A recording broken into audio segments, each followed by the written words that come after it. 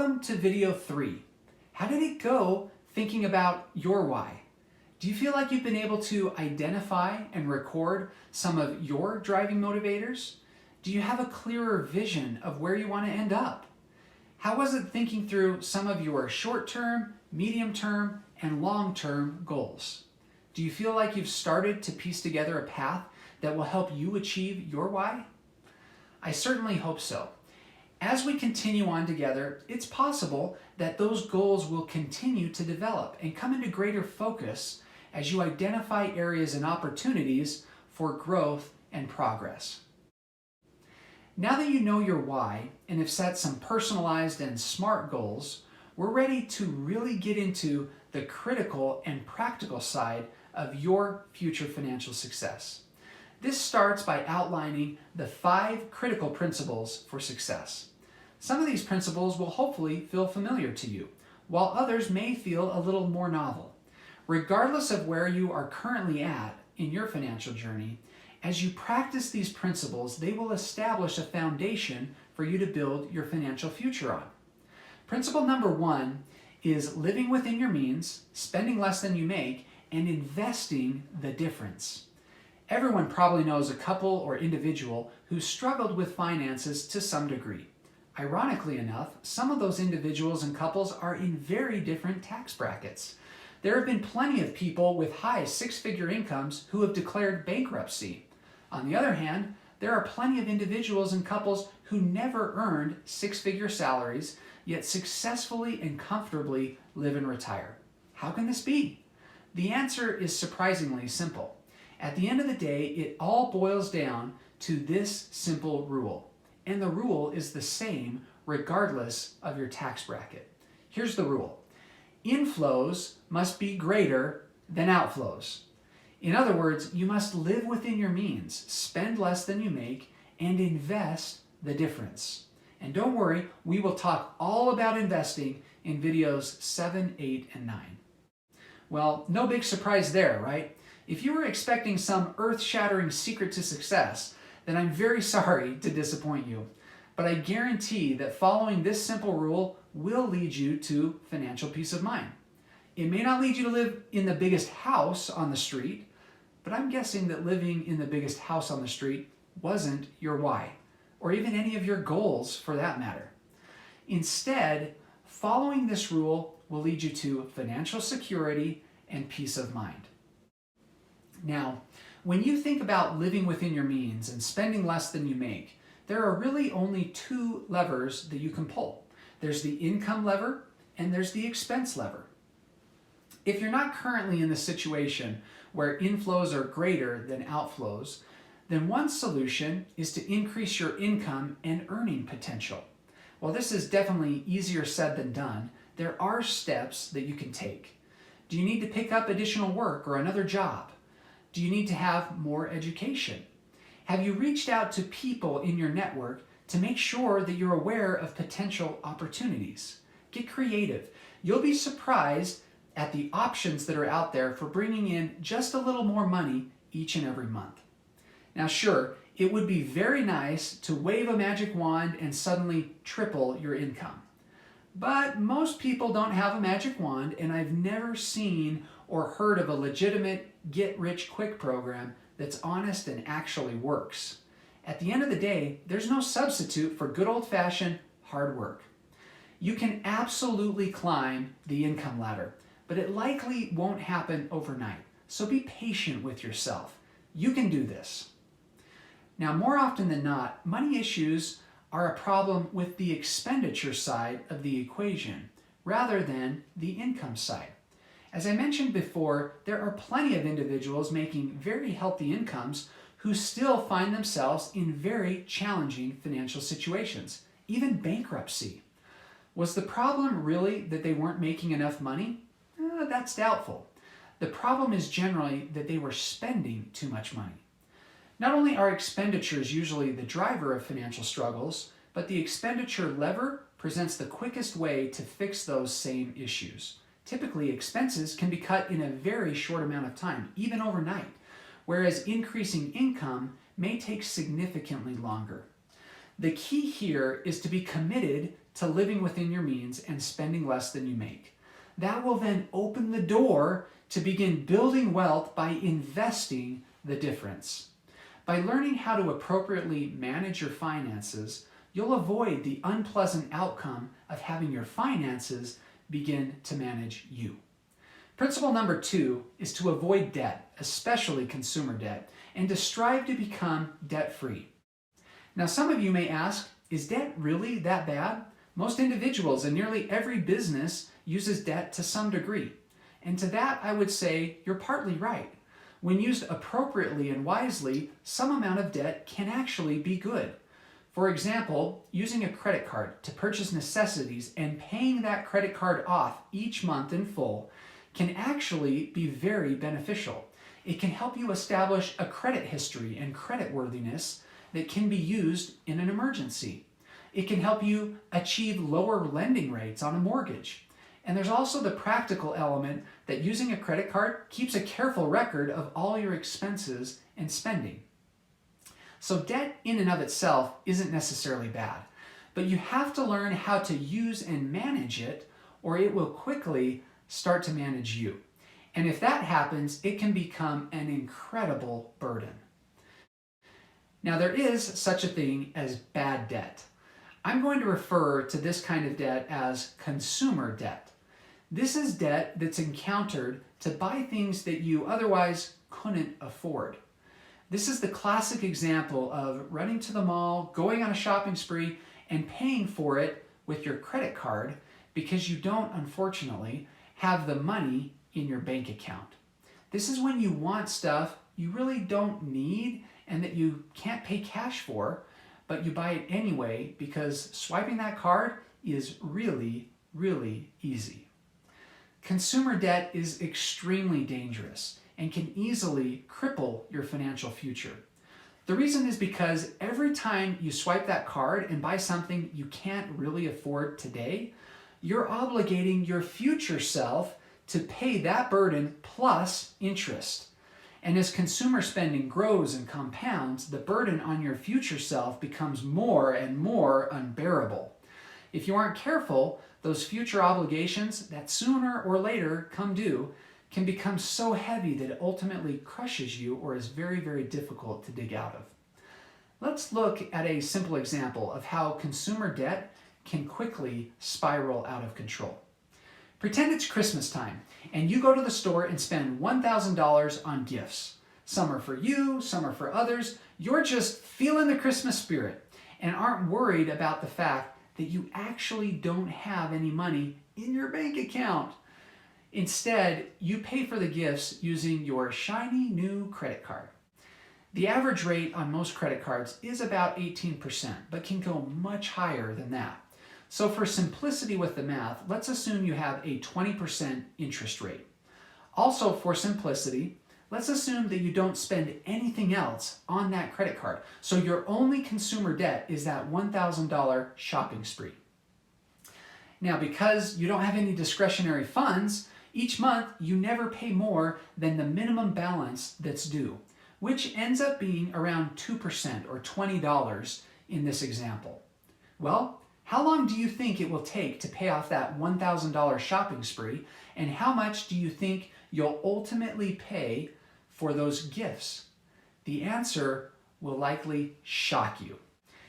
If you do the math, at a 20% interest rate, it would take you over 8.5 years making those minimum monthly payments to pay off that debt. And you would end up paying more than $2,000 over those 8.5 years once you factor in interest. And yes, you heard that right. You will end up paying more than the value of the actual gifts in interest alone. Now just imagine that you had more consumer spending on that credit card. And you can easily see how this could very, very quickly snowball way out of control. There are far too many sad stories of individuals and families that have been ruined financially because they didn't understand the dangers of consumer debt. Now, to make sure this doesn't all feel like doom and gloom, let's reiterate that it is possible to use debt to your advantage. You just have to be smart about it. And if you're currently caught in a debt spiral, there is hope and a way out, which we'll talk all about in upcoming videos. To build off the first principle of living within your means, you should never use debt to fund a lifestyle that you actually can't afford. Using debt to live beyond your means will nearly always come back to haunt you. And it's so much better to avoid that trap in the first place. The third principle is to have appropriate safeguards and to save for a rainy day. You know, sometimes life just happens.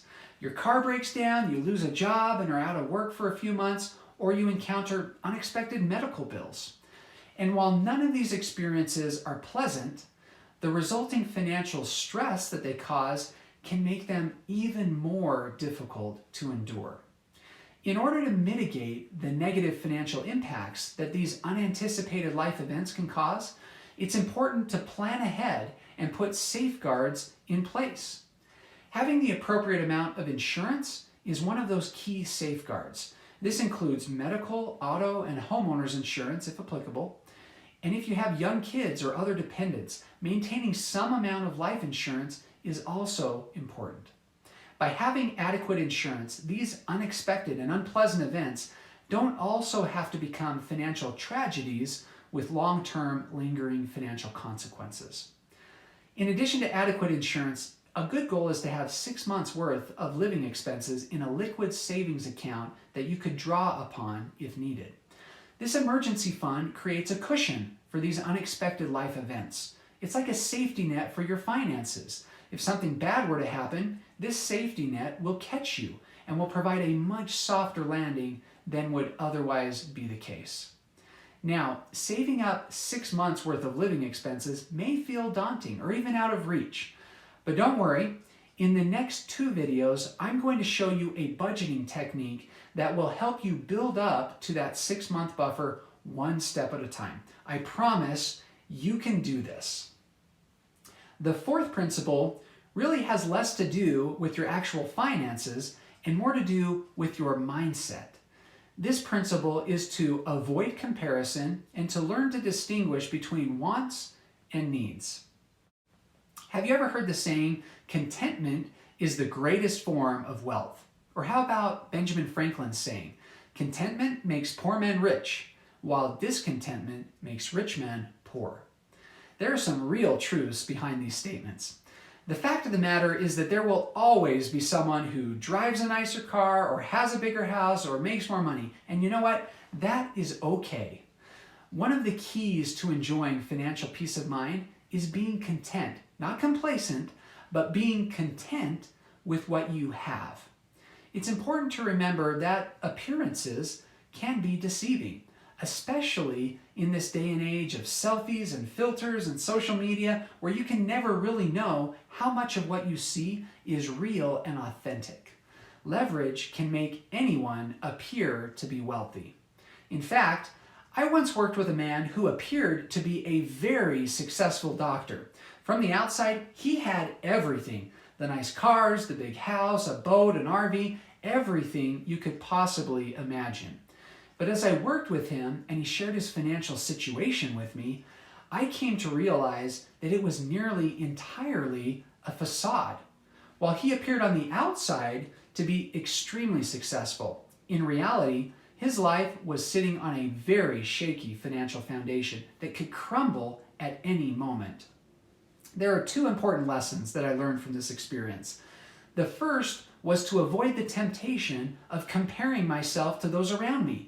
Can you imagine if you were this man's neighbor and were trying to keep up with the Joneses, not knowing that nearly everything you saw was fake? You'd waste a lot of effort and worry trying to measure up to something that wasn't even real. The second lesson I learned from this experience is that portraying the false appearance of wealth can actually make you far more miserable than simply living within your means to begin with. For a time, this man certainly got a kick out of people praising him and believing that he was enormously wealthy. But that quickly wore off and was completely overwhelmed by the stress that he felt to maintain appearances and manage the crushing financial consequences of being overextended. In short, Avoid wasting energy living a life of comparison. Instead, choose to be grateful and content with what you have while staying committed to working hard and building your future success. The other half of this fourth principle is to learn to distinguish between wants and needs. Let me illustrate this by sharing a story from when I was in high school. I learned how to drive in a very old 1980 GMC diesel truck. By the time I was a senior in high school, this truck was 25 years old. And trust me, it was not a cool antique car. In fact, we affectionately referred to this truck as Podge, which stood for piece of junk. Here are a few actual pictures of that beauty. To prove my point, let me share a few characteristics of this truck. It was white and baby blue, accented with rust marks, weld holes, peel paint, and dents all over it.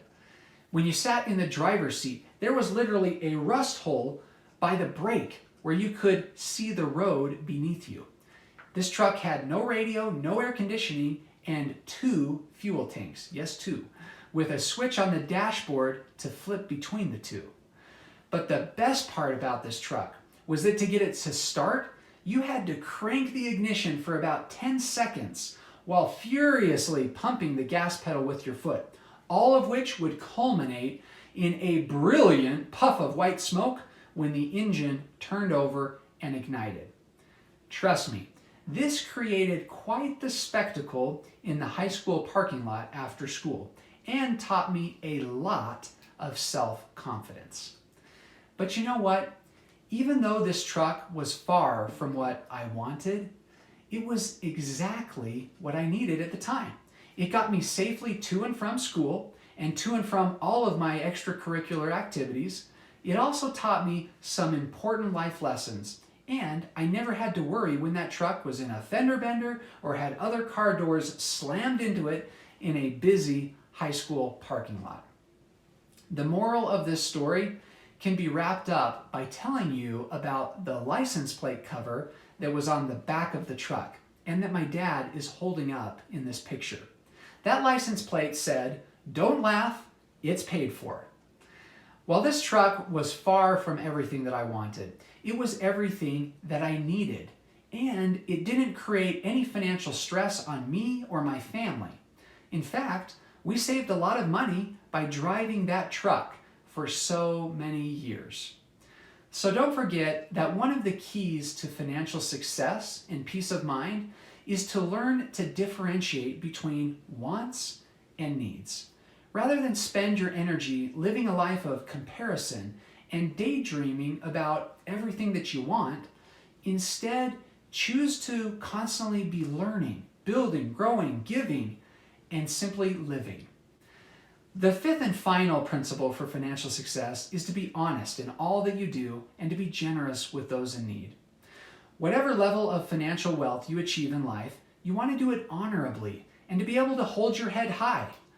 Achieving financial freedom and peace of mind is a great accomplishment and it should be celebrated. I applaud you for taking these steps to ensure that your financial future is successful. And I have no doubt that if you follow these principles, you will be incredibly successful. As you experience financial success, it's important to reflect back on the individuals and the lessons and the opportunities that have helped you to get to where you're at. That personal reflection will likely fill you with great gratitude and a desire to reach out and assist others along their journey. As rewarding as achieving financial peace of mind will be for you individually, the cherry on top, so to speak, of that accomplishment will be found in helping others follow in your footsteps and achieve the same fulfilling rewards. So don't forget to pay it forward, to be a good steward over your resources, and to be generous with those in need. Now, of course, you or I, we won't be able to solve all the world's problems, and thankfully, we're not expected to. In fact, our simple offering may only be a small drop in the bucket and may pale in comparison to the great needs that are out there. But we can do our best. And then rest assured that our offerings, however small they may be, are making a positive difference in the lives of those around us. And they also make us better in the process. Well, with that being said, we've concluded our video on the 5 key principles for financial success. And we're now ready to move on to the next video and discuss critical tools for smart money management. I'll look forward to seeing you in the next video.